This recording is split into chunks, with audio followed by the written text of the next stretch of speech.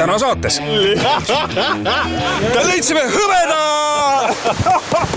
Elu pakub rõõmu. Siia on väga lihtsalt sisse kirjutatud 925. Ja see tähendab hõbe. Siin peab olema vähemalt 3 raudrüütit praegu otsas. Kurradi pettumus. No, ma rääkis kurradi pettumus. Ja ka kurbust.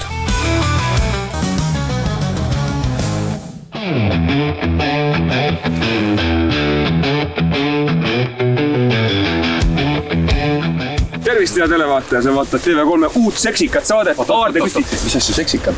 Kus ta seksikas on? Ma teeme uuesti. Tervist head vaatajad, mina olen Kristjan. Ja mina olen Robin. Ja te vaatate saadet Aardekütid, mis on lõbus ja hariv. Me otsime Eesti pealt erinevaid põnevaid leide. Ja.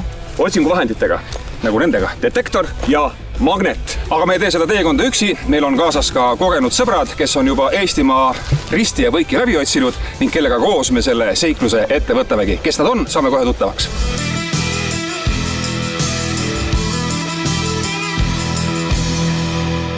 Ivan, kui kaua sina oled tegelenud detektorismiga? Põhimõtteliselt see huvi see detektorismi ja üldse otsingu vastu tuli mul, kui ma olen juba 5-aastane.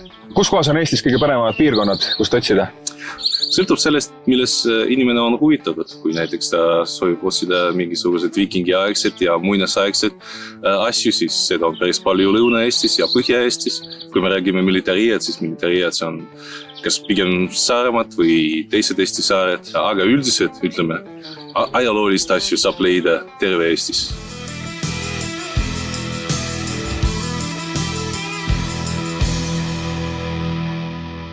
Minu nimi on Edgard ja ma tegelen siis ingliskeelse terminiga magnet fishing, eesti keeles magnetpüügiga. Tegelen tegelikult mõned aastad. Selle aja jooksul olen mingi tonnide viisi metalli ikkagi jõgedest välja tõmmanud. No meie jaoks, mis meile palju neid emotsioone andis, olid näiteks relvaleiud. Püstol Makarov, üks relv oli veel näiteks Winchester. Üks parematest leiudest, mis mul üldse oli, see oli Saksa rüütli perekonna pitsat. Näiteks Inglismaal ma olen Rooma imperiumi ja Rooma valitsuse mündid leidnud. Mündid, mis on rohkem kui 2000 aastat vanane, siis oli leidnud päris palju militariiad, igasugust asju. Mis on kõige suurem müüt detektorismi juures? Tavaliselt inimesed kohe küsivad, et palju sa raha teenid sellega. Sa ostad endale metalliotsijad, sa ostad endale parema labida ja siis paned kütust autosse ja siis, kui sa paned seda eelarve kokku, siis sa saad aru, et pigem istuks kodus. ja ei otsiks mitte midagi selle pärast, et seal on ainult miinused.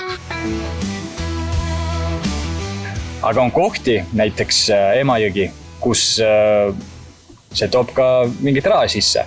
Sellepärast, et rekord meil on päevaga välja tõmmata üle 1000 kilogrammi metalli. Ja tegelikult tonn maksab ka ikka paarsada eurot. Plussideks tuleb kindlasti hea tuju, sa suhtled nii palju huvitava ja põnevate inimestega, mis nagu annab sulle rohkem motivatsiooni ja inspireerib sind sellega tegeleda. Ja ongi aeg alustada ning oma esimese vihjega viib Edgard meid otse Peipsi äärde kaunisse Kallaste randa.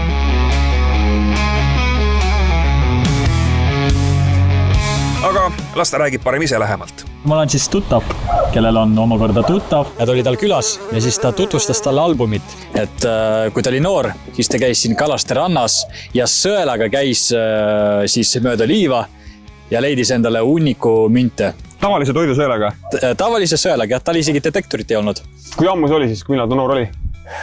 No ma arvan, see oli üks 15 aastat tagasi, 20. Ja, 15 aastat tagasi, siis mina olin noor. Lähme siis tagasi minevikku ja...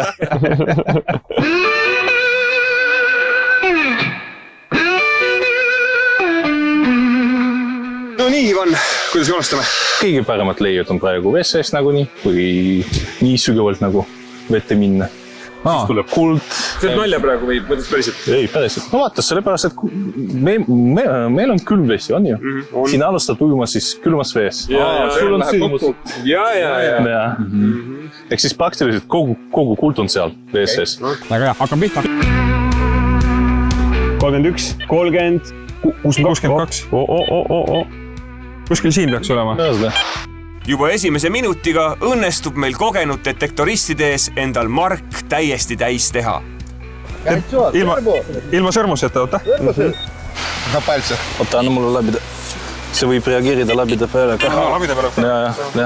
Jah, üllatus, kui sa hoiad sõrmusega sõrme või labidat detektorile liiga lähedal, siis see hakkab vale signaal andma. Võtma mingisuguse kindla sihi nagu, kuhu poole ma kõnnime. me võime sinna veerde minna. No lähme. Enesest.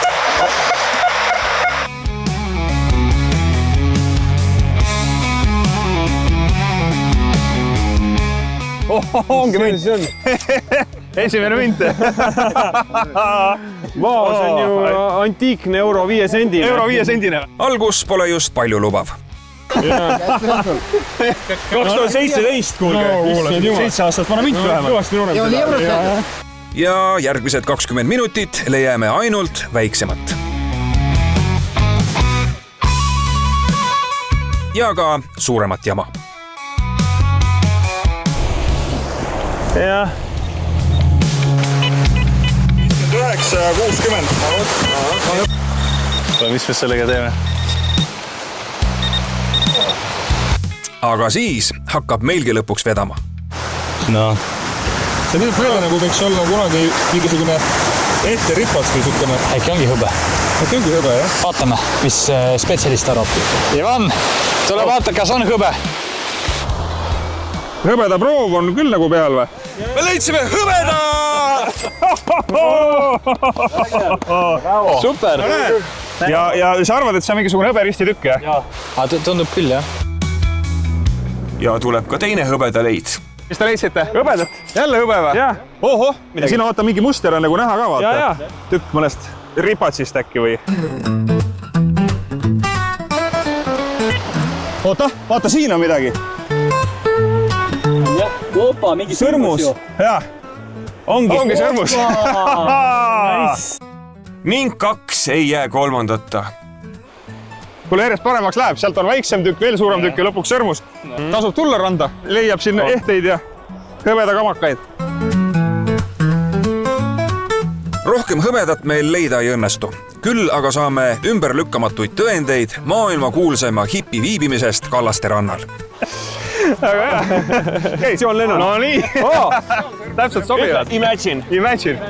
Kui siin oli John Lennon, siis on siin midagi järgmiseks Yoko Onolt. Ja seda ma kardan. Seda ma kardan. Lähme edasi või?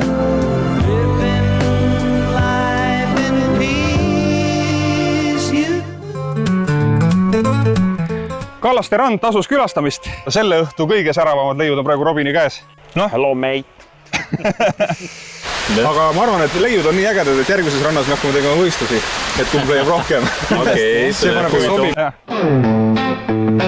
Pakime oma asjad kokku ja jääme ööseks Peipsi äärde, et järgmisel hommikul sealsamas lähedal uue legendi ja aarde jälgi ajada.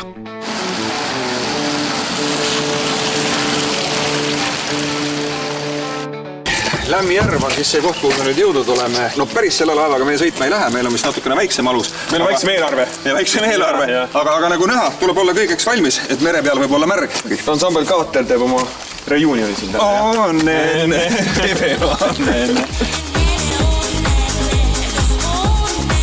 Johan Etkart, mis meid siia Lämmijärve äärde toob?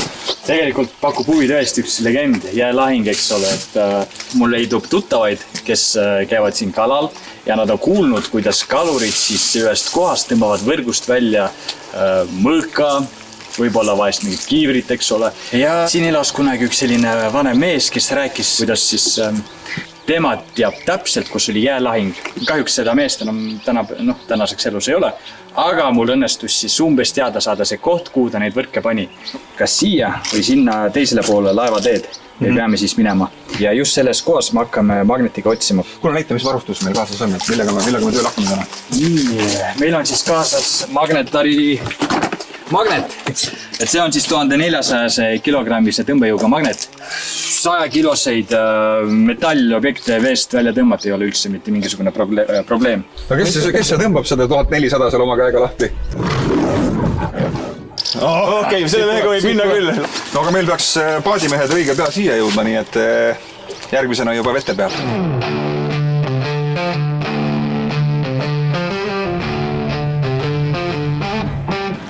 Mis sa arvad, mis see tõenäosus on, et me siin täna üldse midagi leiame? Sa kunagi ei tea. See on äkki nagu kalapüük. Sa näed ja sa ei tea, mis tulemas tuleb. Lämmijärv on nimi. Ei ole väga lämmi. Pigem on külme. Peale saunat on südepää. Seda küll, jah. Noh. Võissad. Kui kaugele meil on nüüd vaja sõita siit sadamast? Ma arvan, orienteeruvalt tundub 2-3 kilomeetrit. Siin ajaloolased on käinud mitu korda jäälahingu paika otsimas. Ei ole leidnud jäälahingu paika. Küll aga on iga otsimisega tulnud siit mingisugune aare välja. Väga tihti ongi see, et sa tuled ühte aaret otsima, aga leiad hoopis midagi muud, eks ole. Mis on kõige jaburam asi, mille sa järvest oled magneti otsas välja tõmmanud? Ja kõige sellisem huvitavam, naljakam leid, kus ikkagi pani meid muigama, oli grill. Grill ja täitsa ta oli tutikas, oli näha, et olid niimoodi mingi 3-4 päeva tagasi vette kukkunud. Meil õnnestus isegi omanik leida. Tahtis tagasi seda? Ja omanik sai tagasi oma grilli ja veel andis taskuraga. Siin on midagi põhjas. Võtsite mõlemad kaardid ära meilt. Tahate või? No ei võiks anda ühe ju. No ikka. No võtke. Ja nüüd iga mees ise enda eest. Igatahes meie kaatri sonar näitas, et me praegu oleme mingisuguse suure metallobjekti kohal. Vau. Mis seal on? Veel ei tea, varsti saame teada.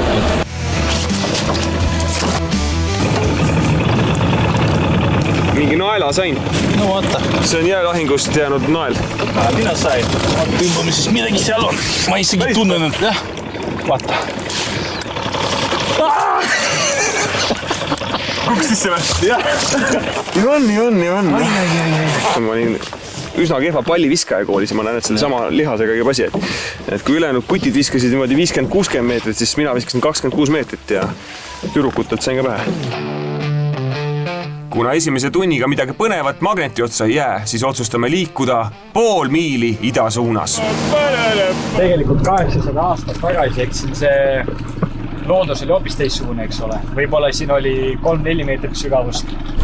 Ja ka see, et siin rasked raudrüütlid läbi jäävajusid pidavat ikkagi legend olema, mitte ajalooline tõde.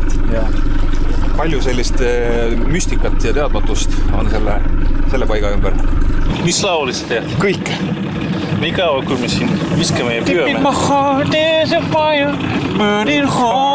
Italo disko sul meeldib, on ju? Ma tajusin kuidagi seda, ma tajusin kuidagi su olekust. Keep in my heart this desire for a star. No emotion, no fantasy. Living in my dream. Oh, you're my heart, you're my soul. I'll keep on trying everywhere. Selliste tüüpidega peame siis meie nagu koos saadet tegema, jah? Oi, ma sain! Rahulik. Lõks käis. Mingi suur asi. Ja, muidu siis saab.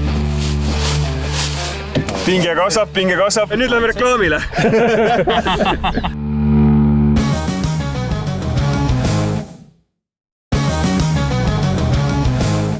Tere tulemast tagasi! Aardekütid jahivad põnevaid leide maapõuest ja veekogudest. Peipsijärve kaldad andsid meile juba hõbeda leide, mis järel siirdusime Lämmijärvele, kus kohalike legendide kohaselt on leitud esemeid kuulsast jäälahingust. Paari tunnise magneti loopimise järel selgus, et sattusime isegi ajaloolise leiu otsa.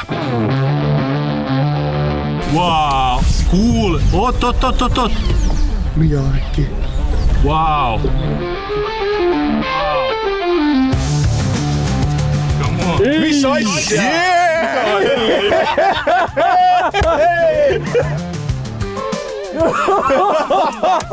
Äge!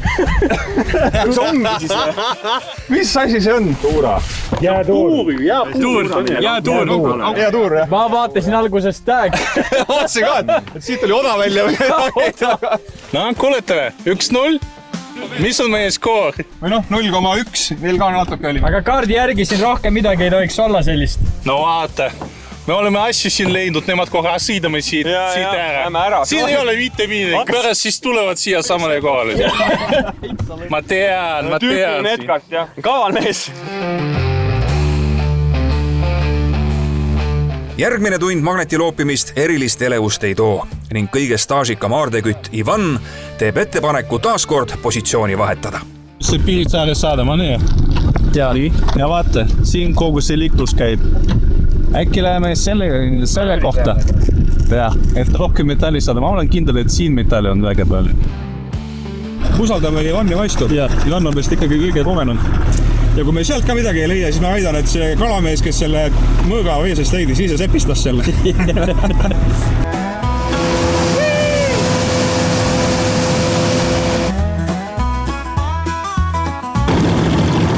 Räägime anekdoot.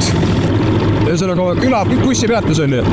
Ja kogu aeg maakonna buss käib ja igal laupäeval selles samas bussipeatuses üks vanamõtt tuleb bussi peale, annab bussijuhile peotäie pähkleid. Sama bussijuht on aastaid seda liini sõitnud juba. Ja aastaid on kogu aeg igal laupäeval pähkleid saad võtti käest. Ühel hommikul mutt tuleb bussi peale pähkleid ja õnna. Juht nimestab, et juhtus, kui need pähklid siis seekord on. Ja ütles, aga mul sai siin šokolaad otsa. On rõve, jah? Natukene. Huvitav on see, kuidas nagu hasart mõnes mõttes nagu lahtub ka nagu ajaga. Et esimesed korrad, kui seda magnetit sai nagu otsapidi käes hoitud, siis iga väike nõks, mis läbi käis, oli kohe selline tunne, et tahaks välja tõmmata ja vaadata, et raudselt on midagi otsas. Ma sain midagi suurt. Ma ei tea, tõmbab paati, vaata. Tuli ära. See muda oli. Muda, jah? Kurradi pettumus. No, ma rääks. Kurradi pettumus. Pettumus on õige. Keerisid on magnetit. Mul käed on jumala valusad juba. Lapsed tahavad kodus süüa. Kasvavad kogu aeg, riid on kogu väiksed. Võib-olla oleks pidanud oma eluga midagi asjalikumat tegema.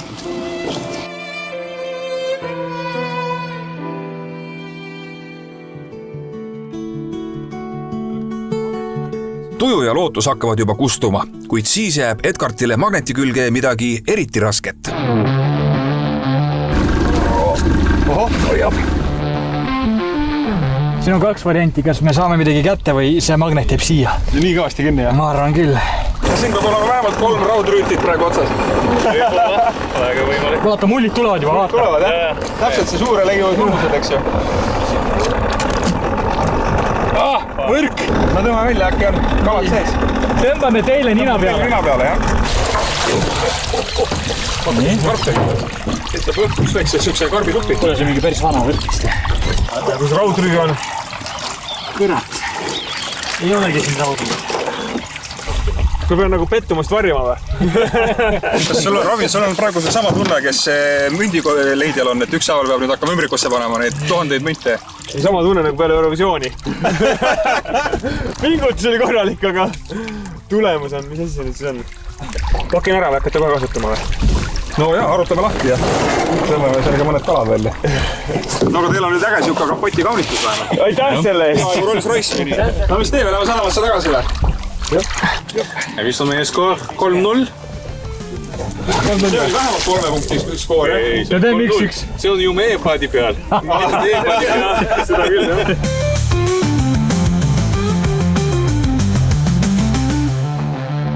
Sellega loeme oma Peipsi retke lõppenuks. Nüüd on aga aeg lasta spetsialistil saak üle vaadata ja ära hinnata. Seame sammud Eesti vanimasse antiigiärisse, mida juhib mees, kes teab vanavarast kõike. Tervist! Tere tulemast Viru tänava antiigiärri. Aitäh!